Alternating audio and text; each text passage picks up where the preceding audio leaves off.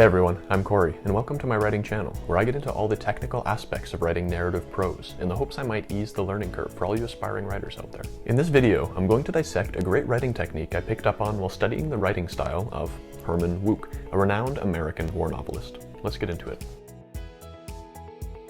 There are many ways to start a chapter, about as many ways as there are sentences imaginable. But after examining the first sentence of near every chapter of The Winds of War, I was able to categorize Herman Wouk's choices and develop 5 fundamental techniques.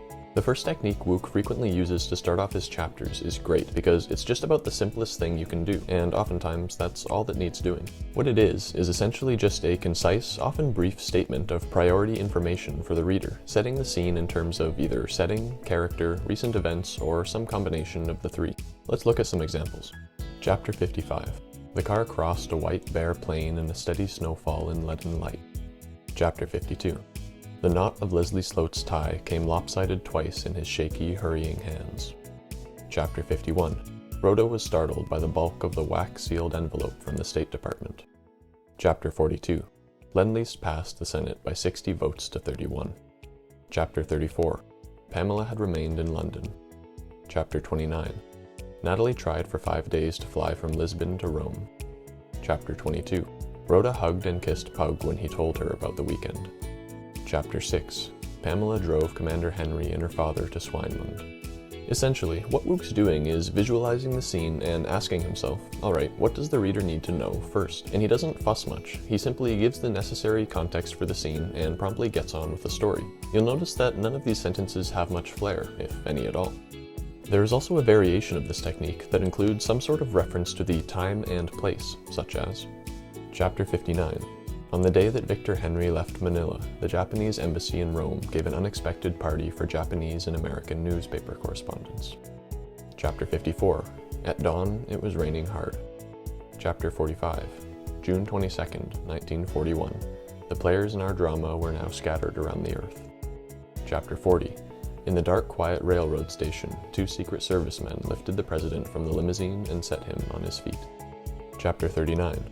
In Washington, Victor Henry was reassigned to war plans. Again, after establishing the time and/or place, Wouk uses a simple, often brief sentence to give context to the scene and set up the descriptions to follow. Now, let's take a look at the second method Wouk uses to start his chapters, namely a similar sort of brief statement of priority information, but with an elaboration tied on the end, using a comma or a semicolon. Chapter 56. Leslie Sloat heard footfalls in the dark as he sat in an overcoat and fur hat, working by the light of a kerosene lamp.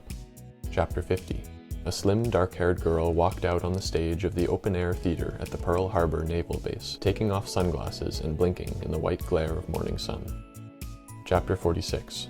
Purple lightning cracked down the black sky, forking behind the Washington Monument in jagged streams. Chapter 38. Natalie opened her eyes, awakened by the warbling and chirping of birds. Chapter 32. Victor Henry sat in the lobby of the Savoy, waiting for Pamela and her fighter pilot. Chapter 16. During Victor Henry's absence in the States, his wife had tangled herself in a romance, something she had not done in his much longer absences throughout almost 25 years.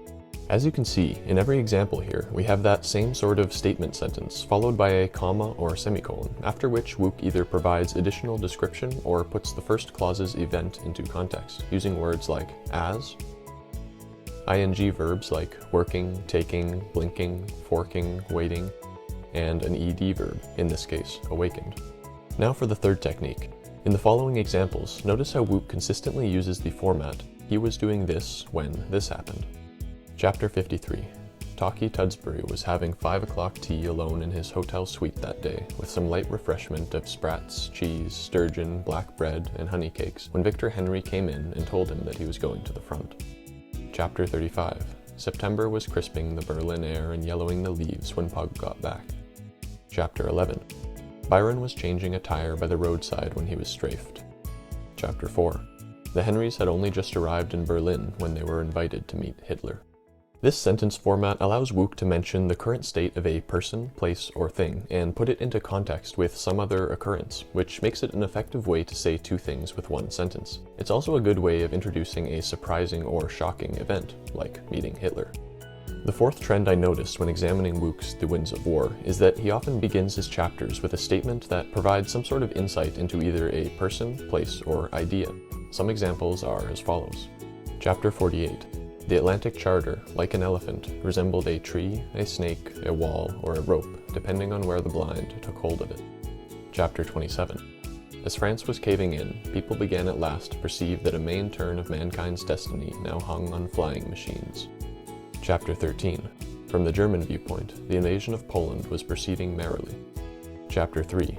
In all her years as a Navy wife, Rhoda had never become reconciled to packing and moving. Chapter 1. Commander Victor Henry rode a taxicab home from the Navy building on Constitution Avenue in a gusty gray March rainstorm that matched his mood. Chapters 48, 27, and 13 include lots of exposition to catch the reader up on what's happening at this point in World War II, which is why Wouk's first line is to provide some sort of insight into an important aspect of the war, be it the Atlantic Charter, France caving in, or the invasion of Poland. Meanwhile, chapters 1 and 3 are much more character-based, which is why their first lines provide insight into a character, be it Rhoda having never reconciled to packing and moving, or Commander Victor Henry's mood. These chapters also focus on these characters, which is why he names them in the very first line. The final method I notice Wouk use often is to start off his chapters with dialogue. Here's a few ways he does it. Chapter 43. Therefore, I have tonight issued a proclamation that an unlimited national emergency exists and requires the strengthening of our defenses to the extreme limit of our national power and authority. Okay, exclaimed Pug Henry, sitting up, striking a fist into a palm and staring at the radio. There he goes. Chapter 33. A youngster in greasy coveralls poked his head through the open door. Sir, the briefing's begun in B Flight Crew Room. Chapter 25. Passing a newsstand on the corner of 5th Avenue and 57th Street, where a fresh stack of afternoon newspapers fluttered under a cobblestone, Janice Lacouture said to Madeline, "Oh God, there's Daddy again, sounding off. Won't your folks be impressed?" The first begins with a radio broadcast, which naturally makes the reader picture someone listening, or perhaps maybe people gathered around, and the dialogue itself introduces the reader to the topic of the chapter, namely, and I won't get into spoilers, that there has been a big government proclamation and that Pug Henry is excited about it.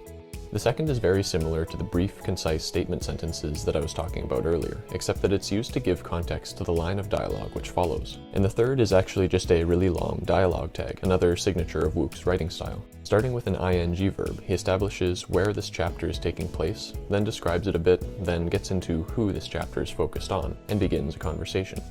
If you want to dive right into some dialogue, but feel the need to paint at least a little picture for your reader first, then this technique might suit you well.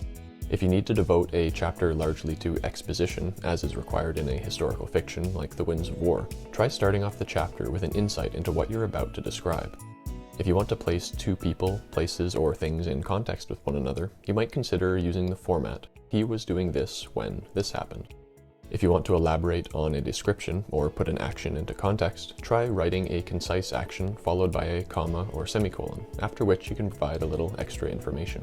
And then we have the so simple that it's often all you need method, where you essentially just state the piece of information that you think the reader needs to hear first and drop a period.